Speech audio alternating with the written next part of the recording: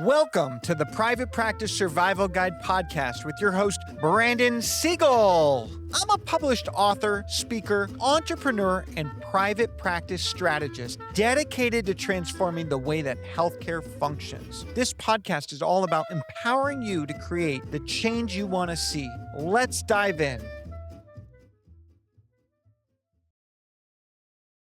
Welcome back to the Private Practice Survival Guide podcast. In this quick tip episode, guess what we're talking about? We're talking about 3 tips to relationship-driven marketing. Are you ready? Let's roll. Tip 1, relationship-driven marketing.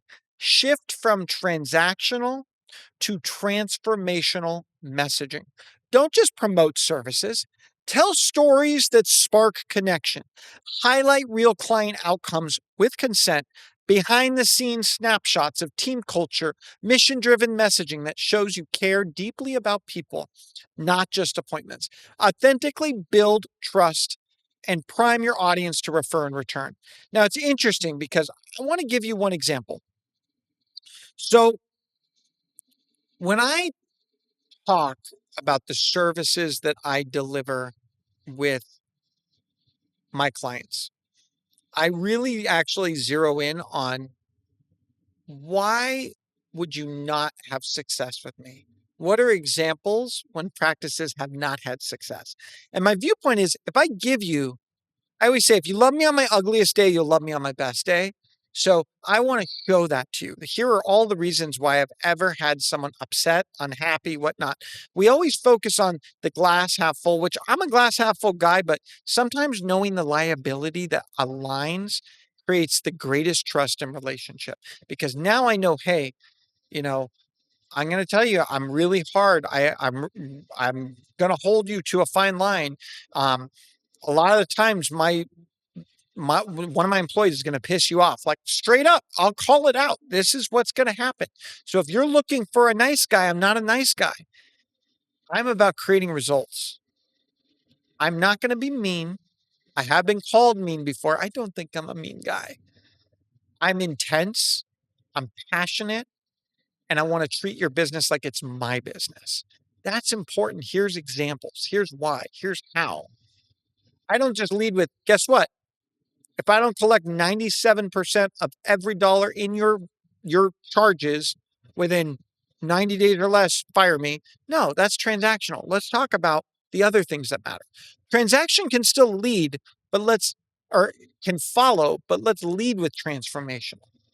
Tip 2, create conversation, not just content. Think of your marketing as a dialogue. Engage followers on social platforms, ask questions in your email newsletters, host logo Q&As. I call them roundtables or webinars, ways that your audience can participate and feel seen. Two-way engagement transforms followers into community members. Tip 3, deepen your referral ecosystem through collaboration. And say that again.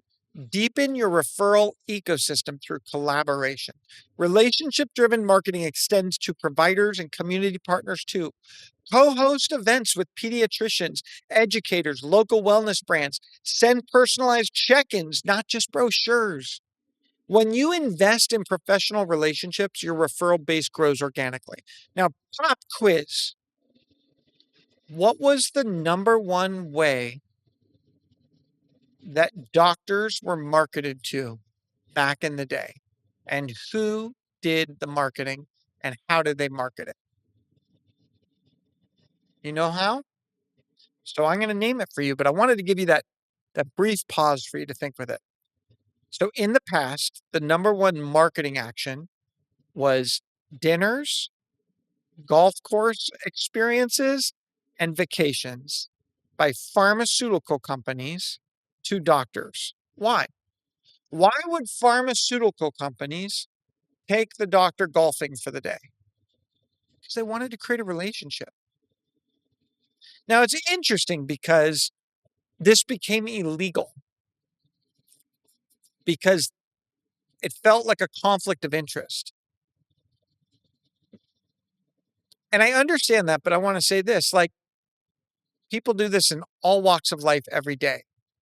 Why can't pharmaceutical companies, if if at the end of the day they're for profit, insurances are for profit, doctors are for profit, at a certain point, you need to trust that your doctor has a moral compass. But that pharmaceutical company may develop a relationship to educate that doctor. And I'm not like Mr. Pro Pharma. So don't get me wrong. Like I'm all about like holistic and like don't take what you don't need. But at the end of the day, from a marketing standpoint, I get what they were doing. I want someone to take me out for a day. Like I remember I had a benefit broker that took me golfing. Why can a benefit broker take me golfing, but the pharmaceutical rep can't take the doctor? And you're like, well, he's selling and pushing his pharma. I'm like, yeah, but the doctor should be ethical enough to know that he's getting educated, he's getting paid in time to learn about it, but it is his moral compass to decide who is appropriate. Just like it's my moral compass to pick the right benefits broker, regardless of being wined and dined. We see this all the time with financial planners. We see this all the time in other industries. And what it is it's I'm going to invest time and money and resources to develop a relationship with you. And so when we're looking at effective relationship-based marketing in healthcare, I want you to look at personalizing your patient communication. That can happen through your EMR and CRM, educational content campaigns, patient ambassador programs. So satisfied patients are invited to share studies, stories, testimonials, fostering and boosting credibility with that connection, as well as putting on community health events. That's something that can also create effective relationships. Physician collaboration, referral building, social media engagement. Patient feedback loops can be huge. Actively collecting and acting on patient feedback. Do you know how special that is when you're like, hey, I wish that you did this, and then they do it? You build such great loyalty. So imagine this. You fill out a survey and they say, what can we do differently? And you say, I wish that you would never ask me for my copays when I show up. I wish that copays were automatically processed and I wasn't bombarded with money when I showed up, and you did that. Then all of a sudden, I'm like, they're listening, they're hearing, they understand that when I come in for care, I want to focus on care, not money. Little things can make the biggest impact. Having loyalty programs, having wellness programs, putting in resources for our clients is huge. It can be a game changer. And so a small gesture can create a big shift. A few years ago, I was consulting for a small pediatric therapy clinic that was struggling to grow. Great outcomes, passionate team, but they felt invisible in their community. The referrals were literally just trickling in, not flowing. So one morning, the clinic owner told me something in passing. She said, Brandon, there's this mom who brings homemade muffins every Thursday. I don't know why, but she's been doing it for months. And I asked her if she ever asked the mom why. And she had. And so the next Thursday, she did. And the mom smiled and said, my son didn't speak for the first 3 years of his life. Your team didn't just give him words, you gave me hope. The muffins are my thank you. And I get emotional about this because you didn't even recognize the change you created in the value. And she didn't know how to express that value other than bringing in muffins.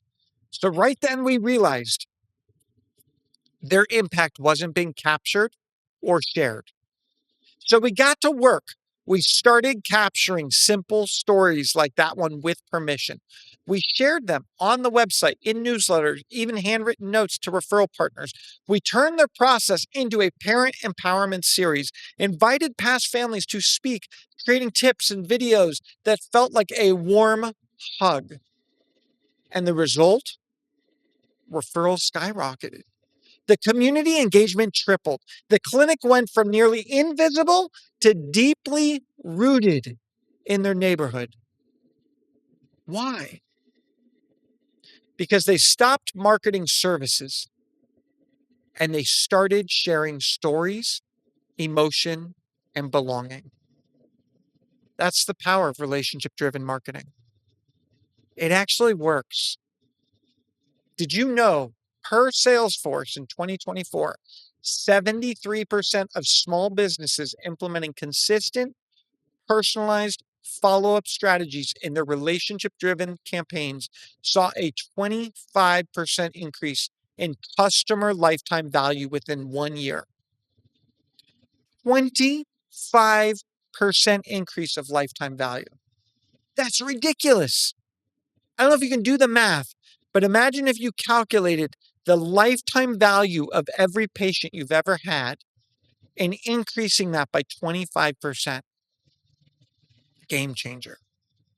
So, inspired by Seth Godin, relationship-driven marketing turns customers into advocates. It builds trust, nurtures connections, and watch your business transform through loyalty and growth. Thank you for tuning into this quick tip episode of the Private Practice Survival Guide podcast. Don't forget, like us, subscribe, share us, build our community of Private Practice Survival Guide listeners and viewers. And you can always reach out. So drop by, drop me a note, whatever. I want to hear your voice because together we can thrive, not just survive. Thank you for tuning in to the Private Practice Survival Guide podcast. I'm incredibly grateful to each and every one of you. Exciting news. We're now available everywhere, from Spotify to Apple Podcasts to YouTube or anywhere you like to listen to your podcasts. So watch, listen, and reach out. If you love this episode, please drop a 5-star review. It truly means the world to me. Are you looking for more ways to elevate your practice? If so, now is your chance. Reach out, go to my website, or email me at brandon@wellnessworksmp.com. And remember, it's not just about surviving, it's about thriving.